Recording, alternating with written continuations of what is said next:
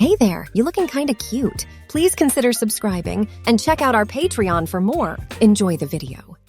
Frank knew he was different from the start. He thought he should have been a girl since forever. His father worked for the government in a secret job that he never talked about, and his mother was a stay-at-home mom. "Hi, Frank," Leslie said, as Frank, wearing faded jeans and a Hawaiian shirt, walked up to the house. "Please come in." And then he followed her down the hall to a pink-papered room with a fluffy pink rug and a bed with a canopy.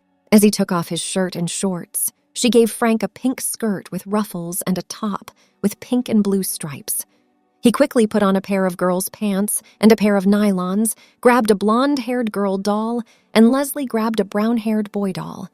"I wish I could talk to my mom and make her understand that I was meant to be a girl." Frank went over to the wooden dollhouse and said more. The doll that Leslie's dad made for her and put on a plastic couch. "I'm sure you'll get the guts to do it someday." Leslie said this while wearing a blue skirt and a white shirt. "I sure hope so," Frank said as they played for a few hours before Leslie's parents got home from work. Frank then put on his own clothes and went home, where his room was painted red and had bunk beds and some dusty, rusty metal Tonka trucks. "I don't know if I'll ever be brave enough." He got some plastic food and put it around the house in different rooms. Then he got his Fisher-Price shopping cart and began to push it around the house. "My daughter Trixie would like to try some of this," Frank said as he took a few blue candy bars made of plastic. "Some steak for my husband, Steve," Frank went on as he put a red plastic steak in the shopping cart. "Some green fruits and veggies to keep my girlish figure." He laughed. Frank's mother came in and asked what Frank was wearing. Frank looked down and saw that he had left Leslie's house without putting his shoes on. He walked all the way home in his socks and the nylons he bought with his allowance, but didn't tell anyone about it. "Take those off immediately. What do you think you are, a fairy?" Since he ruined his stockings by walking across lawns on the way home, he threw them away and didn't say anything about wearing girls' clothes to school or whenever he wanted to. One day, Frank saw an advertisement at school for ballet lessons downtown. He knew that his friends Leslie, Sandra, and Jane were all signing up and that he would love to do the same. What do you want to wear? Frank thought this when he saw a white dress with puffy sleeves in the store's front window. "Mom," Frank said as he stopped walking, "would you get that dress for me for my birthday?" "What?" Gretchen was surprised. "Well, I want to sign up for ballet class with Leslie and some of my other friends, and I'd like to wear something nice to the first class," Frank told her. "I might have let you sign up as a boy if you said you were a boy," Gretchen said quietly. She grabbed his arm and pulled him to the car. "You won't dance around on stage in a tutu." Frank had heard all he could stand from his mother by the time they pulled into the driveway. Frank ran up the stairs without saying anything, being very sad. "Frank?" Gretchen gave a call. He got off the stairs and left through the back door. He ran down the back slope, crossed the street, and went into the woods. He walked down the trail for dirt bikes and fell down against a tree. "What the heck is wrong with me?" Frank sniffed and was almost crying. "Why can't I just be like every other girl?" A little wind picked up, and a fox came out of a dark spot. Frank just kept staring at the fox in awe as a feeling of happiness spread through him. The fox then came up to him. Frank scratched the fox's back and then watched it run away. "I've never seen animals in the wild be so friendly," he was thinking in his head.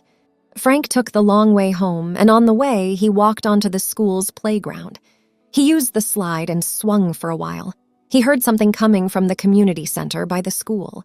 When he went to a window, he saw Leslie in a pink tutu, Sandra in a green one, and Jane in a black one. "Hey, look, it's the fairy!" Strong Jason yelled. He stood with a group of people who were all different sizes and shapes. "Get him!" "Great!" Frank thought as he ran away from Jason and the others who were after him. As Frank ran, everything around him turned into a blur of colors. He thought he was going as fast as he did when he was in a car. When he turned around to look back, he didn't see the group. He ran into his father, Frank Sr. "Your mother told me to find you, bring you home to eat. No matter what the fight was between you and her, I'm sure things will work out." As they went home, he wiped the tears from his eyes. I don't have to go to work tomorrow, so how about we go to the beach? The next day, Frank laid on a blanket while wearing a red pair of trunks and a tank top that went with them. He liked the water at the beach, but he didn't like the sand. He often wished that his family had a pool of their own. "Why don't you take off your shirt and get some sun?" Frank's dad asked. Frank just kept quiet and tried not to cry because he wanted a female body that would look good in a one-piece or bikini bathing suit. He saw a girl walk by in a bikini with a gray top and a pink bottom. She walked with a girl who was wearing a gray short over her blue bikini bottoms. Then an air-filled beach ball came rolling up to him. "Hi, Frank," Leslie said as she ran over to the ball and picked it up. Her bikini was pink. "Want to come to play volleyball with us?" Jane was wearing a navy blue one-piece suit, and Sandra was wearing a green two-piece suit. Frank smiled and stood up while holding the ball. He ran up to the net and joined the others. "I've got something for you," said Leslie. Leslie took some pictures out of her bag and showed them to Frank. "I'll stop by later today and give them to you," Leslie said. "I know how much you wanted to come to my sleepover last night after ballet practice." "Thanks." Leslie showed photos of them having pillow fights, putting on makeup, and painting their nails as she talked. "At least you can understand me." "We all do, girlfriend," Jane said. She hugged Frank. Frank got sadder about not being able to wear women's swimsuits as he got older, so he went to the beach less and less. One day when his parents were out of town, he went to their room and tried to shave his legs. He remembered walking by the open bathroom door while his mother shaved her legs, so he did the best he could remember how to do it. He sighed and gave up after getting a few cuts and nicks. He went downstairs to watch TV. He had just settled down in front of the TV when his parents came home. "What's going on?" Gretchen asked this in a funny way. "Do you shave your legs?" Frank just looked past his mom to his dad with tears in his eyes. He put his head down in shame and didn't say anything as he went to get a bandage for the cuts that were beginning to bleed. Even with this, he was still able to enjoy sitting with his friends at school. Leslie and the other girls always wore clothes that looked great. Frank often would read Cosmo. He wished he could wear clothes like those to school and around the house, even though he still borrowed some of Leslie's clothes. When Frank's grandmother died right before he turned 20, Gretchen took him to the store to buy a suit for the funeral. This was the last straw. "No, Mom," Frank said it in a firm way. "You've told me my whole life that my dad would never understand me. But it's you that doesn't get it. Now I'm telling you that you can either accept me or have your daughter buried next to your mother." Gretchen was surprised. Frank's fiery eyes told her that he was serious.